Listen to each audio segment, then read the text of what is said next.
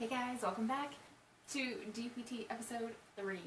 Today I'm going to just talk about first week of physical therapy school and the second week of physical therapy school, since I didn't even get to make a video on the first week. It was pretty packed, and then we had Labor Day weekend, so I was traveling all through the Midwest, and I'm back.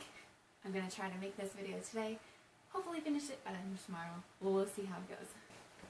So first of all, was physical therapy school week 1 what I expected? Yes and no. So it is a full-time job basically. So we're in class, including open lab hours, about 30 to 40 hours a week, including studying time. It's basically like trying to drink water out of a fire hose. It is tons of info just like thrown at you, and it's a lot to soak up. So you have to soak up as much as you can and study a lot. A lot more than undergrad. And I also work, so I'm still doing personal training and I'm doing flute lessons online. So what was the toughest part of grad school? I would say adjusting to the style of classes. The classes are really long. So Friday, for example, we have Cadaver Lab for 5 hours, and then we have an hour of Neuro Lab right after. And you do get a lunch break in there, but still, that is a really long time. I don't know about you guys, but for undergrad, I never had a class that was longer than like 2 or 3 hours. And that was if it was a lab and you didn't even use the whole 3 hours. You finished your lab and left. That is not the case anymore. Also, I've been out of school for a while, so adjusting to school again has been really difficult. I'm a little bit rusty. So what is the toughest class? I would say neuro and gross anatomy, because it's just so much information.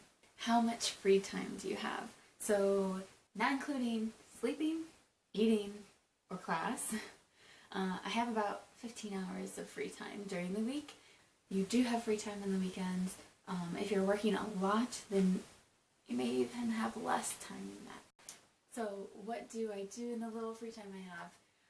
I like to do swimming, biking, running. I do triathlons. It's been a while since I ran. I actually kind of hurt my foot a few months ago in my first marathon. So I'm hoping to get back into it. I actually have physical therapy scheduled for Tuesday. Feels really weird to be a PT student going to physical therapy, but hopefully it helps. And how do I feel after the first 2 weeks? Relieved. Slowly adjusting.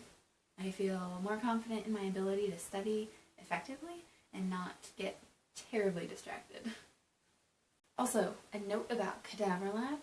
Going into it, if it's your first time, you have to really separate what you're doing from the human aspect of it, if that makes any sense. So don't overthink it going into Cadaver Lab. Go in, understand you are doing this to learn, and you've got to just get in there and do it. Don't be that person who sits back and watches everyone else dissect. Get in there, learn where everything attaches, the origin, insertion, and action of all the muscles, and being able to identify them on different people is an important skill to have as a physical therapist. Also, one thing I didn't expect before I got accepted into grad school, so in undergrad or before I really looked into it too much, I wasn't even thinking about the professional attire. So for lectures, you should have professional attire. It's a requirement for us. And for lab, if it's Cadaver Lab, you have scrubs and you have a lab coat. Obviously, whatever goes in there, you don't really want to wear outside of there. And for other labs, for like PT assessments and procedures, you have a physical therapy t-shirt and you've got like shorts or sweatpants on, because that is where you're really working on each other and learning how to palpate on each other. Thanks so much for watching, guys. So I want to hear from you. How were your first 2 weeks of grad school? Tell me about it in the comments below. Like, subscribe. Thanks so much.